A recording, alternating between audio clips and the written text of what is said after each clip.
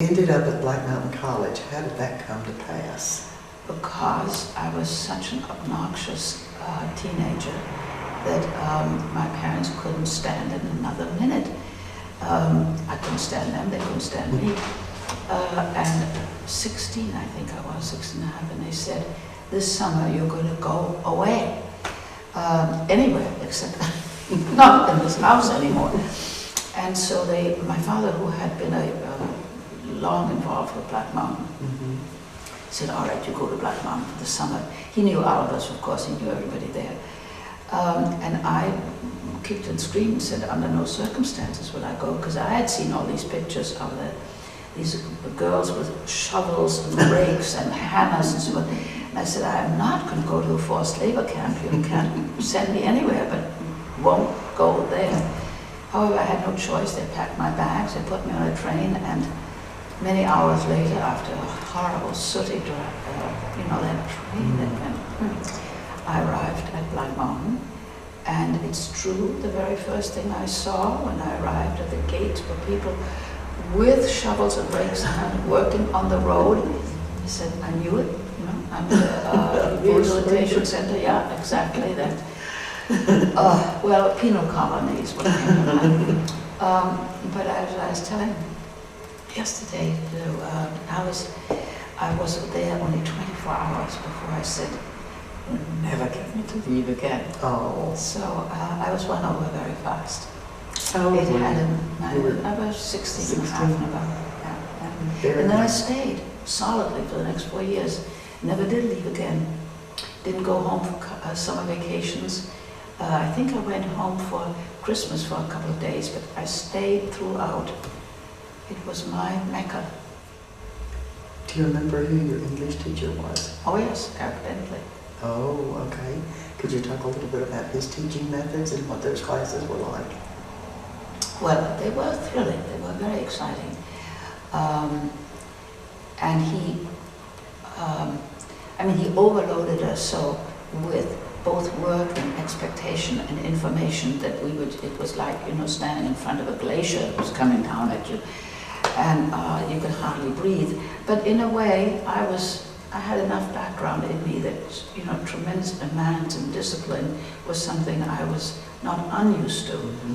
So I responded to that, albeit with groans, but I also was fascinated. He started us out with very early, most English, of course, folk poetry, and then we went marching all the way through to the Romantics. I think we went at a breakneck speed.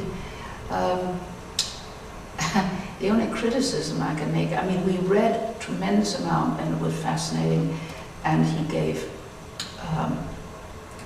absolutely fascinating lectures about it, and we had to write and all of that. My only criticism is that Eric was very much, I think his audience was not this bunch of giggly girls. We were all girls, of course, it was during the war, but that he was already speaking to his colleagues who were the critics on the Partisan Review.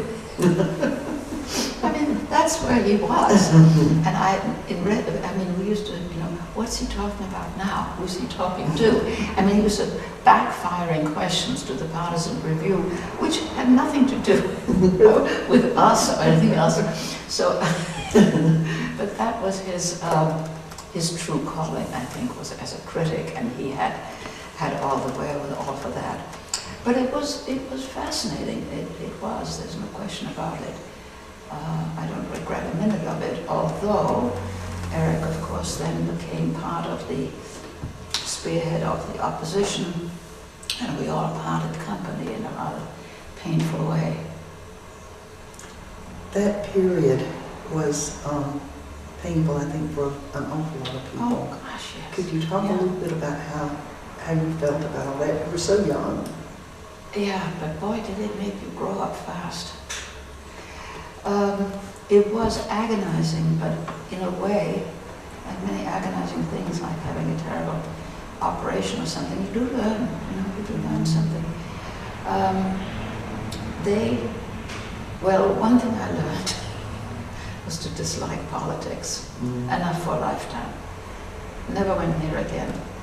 I saw what happened to people who were thinking long, the kind of exaggerations, the kind of polarization that takes place. It brought out literally the worst, I think, in everybody, that kind of thinking.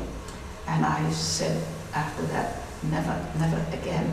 I had many, many friends on both. See, I was partly in the Albers camp and very much also in the Eric Bentley camp. So and I liked everybody very much.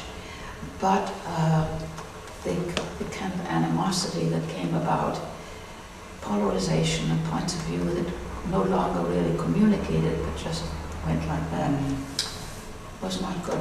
But what did we learn from it, aside from hating politics? They took us so seriously. I mean, the Black Mountain faculty, they treated all of us from the day we arrived as though we were grown-ups. And we arrived as babies. But when you're treated as a grown-up and asked to think, boy, it pulls you up, you know. You really,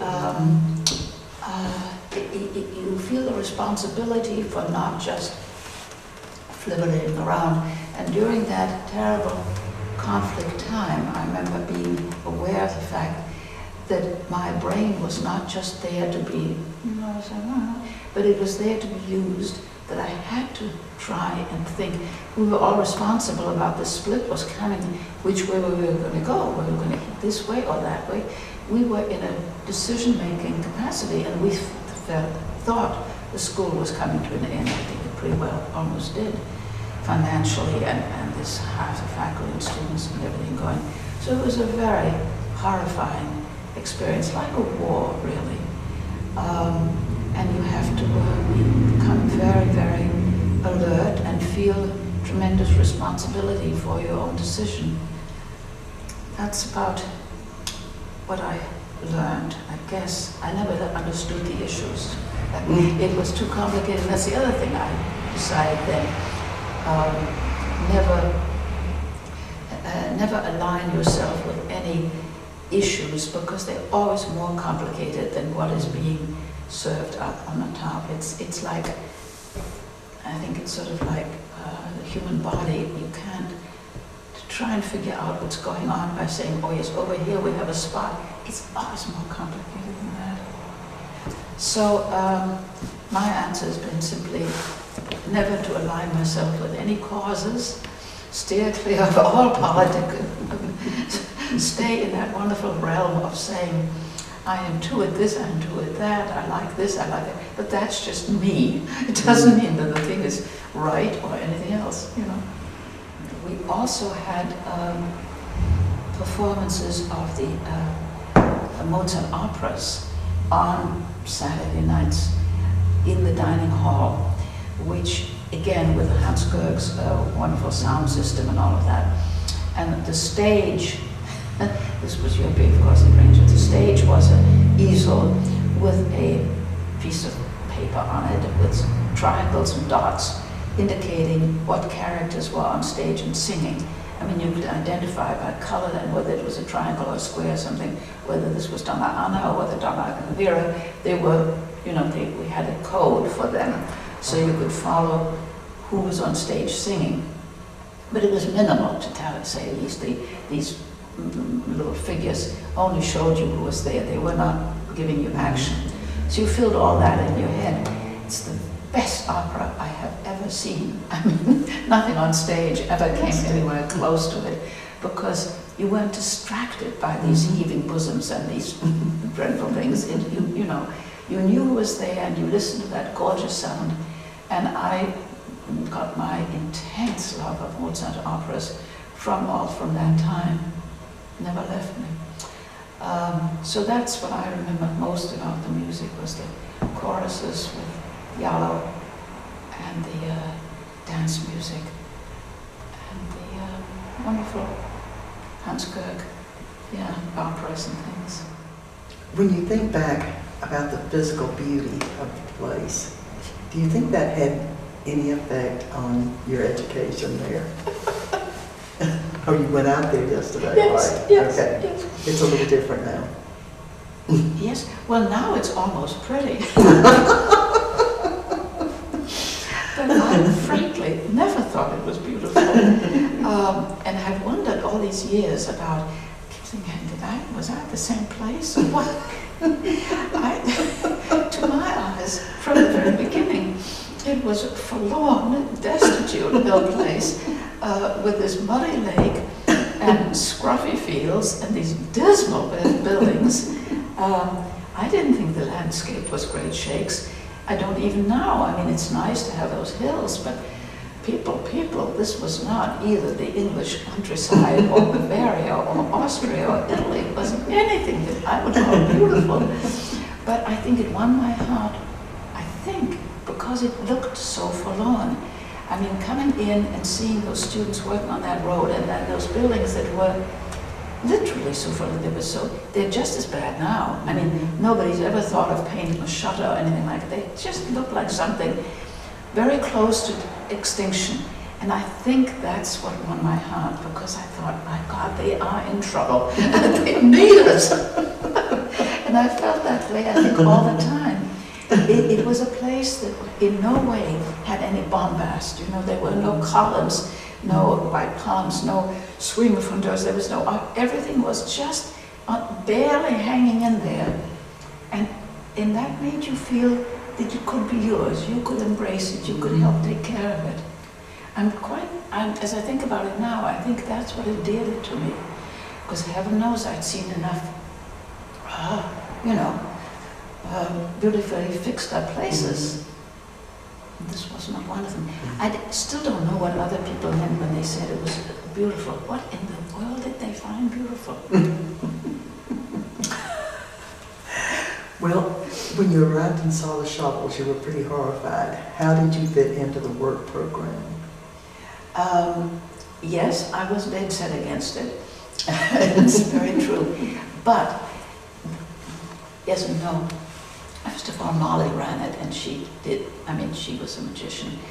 And I was won over in many ways, almost right away. And I did love the farm, and I loved the whole atmosphere, and to the extent that I simply was not physically anybody who liked physical work. I just wasn't of that kind.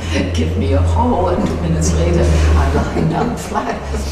But I did, after I had my stint out in the fields, cutting corn and hoeing for rocks and all that. I mean, I do know Black Mountain gave me a sense of what it was to be part of a chain gang. So I've had that as an experience. And I'm not sorry, because I do know now what chain gang people feel like.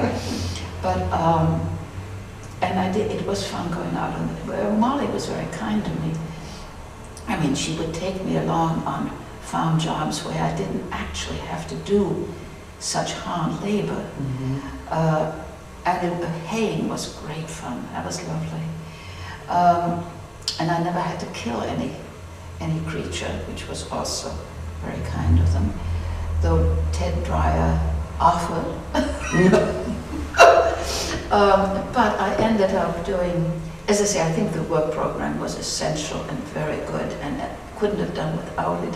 And it made you feel that the place was yours, and it all was terribly necessary.